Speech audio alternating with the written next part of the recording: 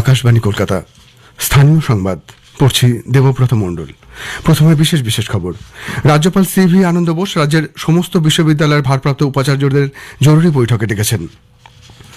বিশ্ববিদ্যালয় স্তরের পড়ুয়াদের অবাধ ও শান্তিপূর্ণ নির্বাচন সম্পর্কে সচেতন করতে নির্বাচন কমিশন ও ইউজিসির মধ্যে একটি মৌ স্বাক্ষরিত হয়েছে। আজ বড়দিন। অন্যান্য দেশের সঙ্গে এ রাজ্যেও প্রভু যিশুর জন্মদিন মহাসমারোহে উদযাপিত হচ্ছে। শ্রী সারদা মঠ ও রামকৃষ্ণ সারদা মিশনের সাধারণ সম্পাদক প্রব্রাজিকা অমল প্রাণা মাতাজির জীবনাবসান হয়েছে।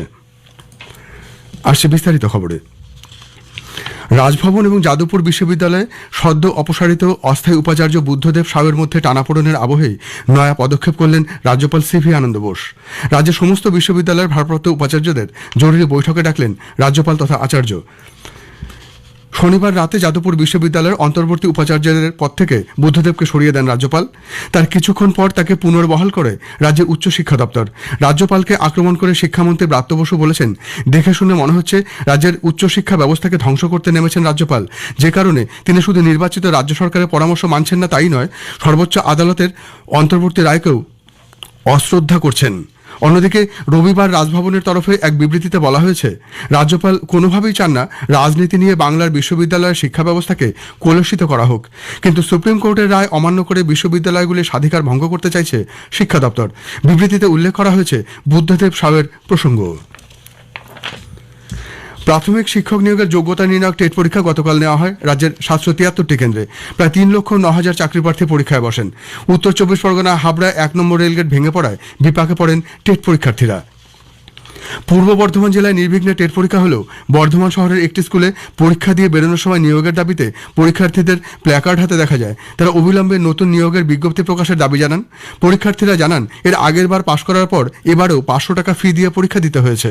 ২০২৩-এর পরীক্ষার ফলাফল ঘোষণার পূর্বে আগের টেটগুলির নিয়োগের দাবি জানিয়েছে পরীক্ষার্থীরা।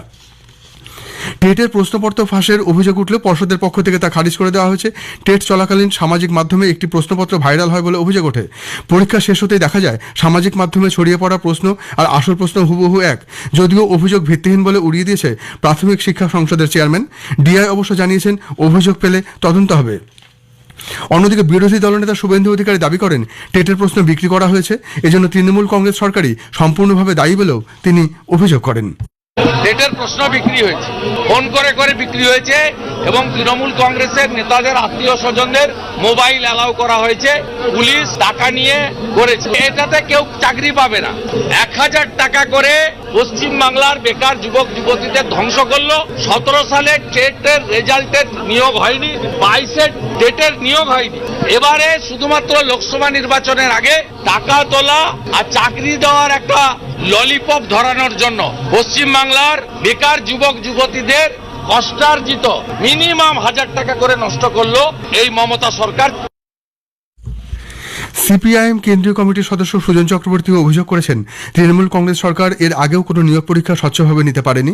২০২২ এবং তার আগে যে টেট পরীক্ষা নেওয়া হয় সেগুলি থেকে আদৌ কবে নিয়োগ হবে সে প্রশ্নও তোলেন তিনি। এই সরকার একটা কোনো পরীক্ষা আজ পর্যন্ত নিতে পারলো না যেটা স্বচ্ছতার সাথে নেওয়া গেল। ২২ এখনো পর্যন্ত ইন্টারভিউ হলো না। ২৩শে ডিসেম্বর আবার পরীক্ষা হচ্ছে। এটা কি লোক দেখানোর জন্য? ভোট এসে গেছে, একটা পরীক্ষা নিলাম, তারপরে নিয়োগ করবো না? ১৪টা পড়ে আছে, ১৭ পড়ে আছে, ২২-এ নিয়োগের গল্পই এখনো শুরু হয়নি। ২৩ আবার ইতিমধ্যে সামনে ভোট। কার্যত আমাদের যুব সমাজকে প্রতারিত করা হচ্ছে বলে আমি মনে করি। আমরা চাই প্রত্যেক বছরের স্বচ্ছতার সাথে নিয়োগ, সেই পূর্বাবস্থায় ফেরার মতন যোগ্যতা এই সরকার দেখাক। পরীক্ষার্থীরা প্রশ্নপত্র ফাঁসের অভিযোগ নিয়ে ক্ষোভ প্রকাশ করেছেন। তারা বিষয়টি নিয়ে তদন্ত এবং ফের পরীক্ষা নেওয়ার দাবি জানানোর পাশাপাশি এ ব্যাপারে হাইকোর্টের দ্বারস্থ হবেন বলেও জানিয়েছেন। বিশ্ববিদ্যালয় স্তরে পড়ুয়াদের অবাধ ও শান্তিপূর্ণ নির্বাচন সম্পর্কে সচেতন করার লক্ষ্য নিয়ে নির্বাচন কমিশন এবং ইউজিসির মধ্যে সম্প্রতি একটি মৌ স্বাক্ষরিত হয়েছে। ইউজিসির পক্ষ থেকে বিজ্ঞপ্তিতে জানানো হয়েছে, সব সরকারি বেসরকারি বিশ্ববিদ্যালয়ের উপাচার্যদের নির্বাচনী বিধি ও নির্বাচনী সাক্ষরতা সম্পর্কিত পাঠ্যক্রম চালু করার সুপারিশ করা হয়েছে। পাশাপাশি ভোটাধিকার প্রয়োগ বিষয়ে তাদের ওয়াকিবহাল করার উপরেও গুরুত্ব দেওয়া হয়েছে। খবর শুনছেন আকাশবাণী কলকাতা কেন্দ্র থেকে। আজ বড়দিন।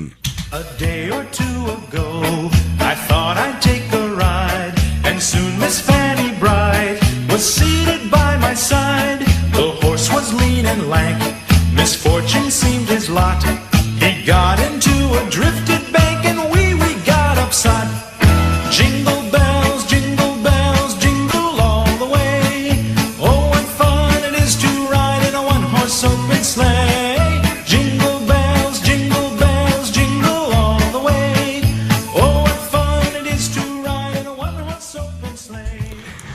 বিশ্বজুড়ে প্রভু যিশুর জন্মদিন উপলক্ষে দিনটি উদযাপিত হচ্ছে। খ্রিস্টান ধর্মাবলম্বী সহ সমস্ত সম্প্রদায়ের মানুষ উৎসবে মেতে উঠেছেন। এই উপলক্ষে কলকাতার পার্ক স্ট্রিট, বৌবারাক সহ বিভিন্ন জায়গায় গতকাল থেকে উৎসবের মেজাজ। গোটা পার্ক স্ট্রিট এলাকা আলোর মালা সাজিয়ে তোলা হয়েছে। পার্ক স্ট্রিটের হোটেল রেস্তোরাঁগুলিও সাজিয়ে তোলা হয়েছে নানা রঙের আলোয়। বড়দিনের প্রাক্কালে গতকাল থেকেই পার্ক স্ট্রিট অঞ্চলে ভিড় উপচে পড়েছে। এই ভিড় নিয়ন্ত্রণে পুলিশ যাবতীয় ব্যবস্থা নিয়েছে। কোনো রকম অপ্রীতিকর ঘটনা এড়াতে চলছে পুলিশের নজরদারি। এদিকে রঙিন তারার আলোয় সেজে উঠেছে মধ্য কলকাতার বৌবাজার এলাকার ঐতিহ্যবাহী বৌবারাক।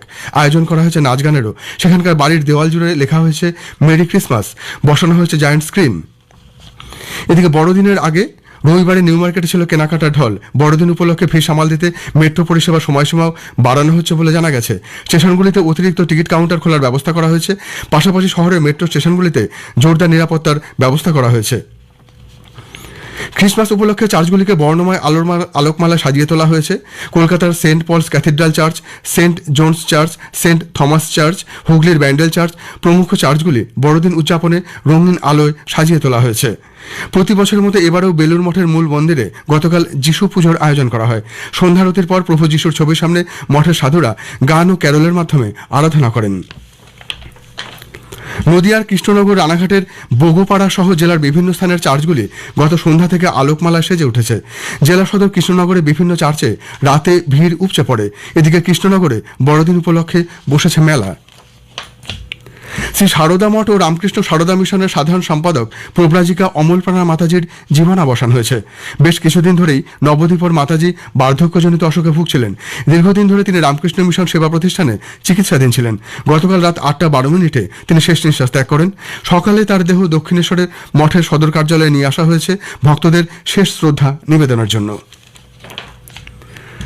বক্সা টাইগার রিজার্ভের কোর এলাকায় মানুষজন বসবাস করতে পারবেন না, তাই আগামী 6 মাসের মধ্যে আলিপুরদুয়ার জেলার কালচিনি ব্লকের গঙ্গটিয়া বস্তি ও কুমারগ্রাম ব্লকের ভুটিয়া বস্তির অধিবাসীদের অন্যত্র চলে যেতে বলা হয়েছে। সেই জন্য রাজ্য সরকার বিশেষ সুযোগ সুবিধার ব্যবস্থা করেছে। প্রত্যেককে দেওয়া হয়েছে 7.5 লক্ষ করে টাকা। মুখ্যমন্ত্রী মমতা ব্যানার্জি এই মাসের 10 তারিখে আলিপুরদুয়ারের প্রশাসনিক সভা থেকে ঘোষণা করেছিলেন এই দুই বস্তির অধিবাসীদের জন্য আর্থিক প্যাকেজ দেওয়া হবে। বক্সার ডেপুটি ফিল্ড ডিরেক্টর প্রবীণ কাসওয়ান জানিয়েছেন, গ্রামের 151 191 ফ্যামিলির ফার্স্ট ইনস্টলমেন্ট যে ছিল 7.5 লাখ টাকা, ওটা আজকে রিলিজ করা হয়েছে, যেটা আমরা ডিস্ট্রিক্ট ম্যাজিস্ট্রেট অফিস থেকে যে খবর পেয়েছি। উনি নেক্সট 6 মান্থ মধ্যে রিলোকেট হবে। এটা ওনাদেরই মানে অনেক পুরানো ডিমান্ড ছিল কি যেহেতু নদী নিয়ে খুব ডিজাস্টার সিচুয়েশন ওখানে থাকে, 3-4 মাস তো উনি কোথায় যেতে পারছেই না এবং ওখানে সুখ সুবিধার অভাব থাকে। মাননীয় মুখ্যমন্ত্রী এটা ডিক্লেয়ার করেছে স্টেট থেকে। কলকাতা পুরসভার ডেপুটি মেয়র তথা বিধায়ক অতীন ঘোষের উদ্যোগে গতকাল উত্তর কলকাতার কাশীপুর রোডে শিশুদের স্বাস্থ্য পরীক্ষার আয়োজন করা হয়। 6 মাস থেকে 10 বছর বয়সী 300টি শিশুর স্বাস্থ্য পরীক্ষা করা হয় ও স্বাস্থ্য শিবিরের প্রধান অতিথি হিসেবে উপস্থিত ছিলেন রাজ্যের পুর ও নগর উন্নয়ন মন্ত্রী তথা কলকাতা পুরসভার মেয়র ফিরহাদ হাকিম। এই ধরনের স্বাস্থ্য শিবিরের মাধ্যমে শিশুদের স্বাস্থ্য পরীক্ষা করে চিকিৎসার দিক নির্ণয় করা একটি গুরুত্বপূর্ণ কাজ বলে তিনি মন্তব্য করেন। কুলতলির পর সুন্দরবনের লোকালয়ে আবারও বাঘের আতঙ্কে দিন কাটাচ্ছে গ্রামবাসীরা। পাথর প্রতিমার শ্রীধরনগর গ্রাম পঞ্চায়েতের উপেন্দ্রনগরে বাঘের পায়ের ছাপ দেখা গেছে। শোনা গেছে বাঘের গর্জন। পাশের ঠাকুরাইন নদীর চর ধান জমিতে বাঘের পায়ের ছাপ দেখার পর বাসিন্দারা কার্যত গৃহবন্দী হয়ে পড়েছেন। ইতিমধ্যেই বন দপ্তরকে খবর দেওয়া হয়েছে। বন দপ্তরের রামগঙ্গা রেঞ্জের কর্মীরা পাশের ধনচির জঙ্গলটি নাইলনের জাল দিয়ে ঘিরে ফেলার কাজ শুরু করেছে। গ্রামবাসীরা লাঠি সোটা নিয়ে রাত পাহারা দিচ্ছে। নদীর চরেও জ্বালানো হয় মশাল ও টায়ার। শেষ করার আগে বিশেষ খবর আর একবার। রাজ্যপাল সিভি আনন্দ বোস রাজ্যের সমস্ত বিশ্ববিদ্যালয়ের ভারপ্রাপ্ত উপাচার্যদের জরুরি বৈঠকে ডেকেছেন।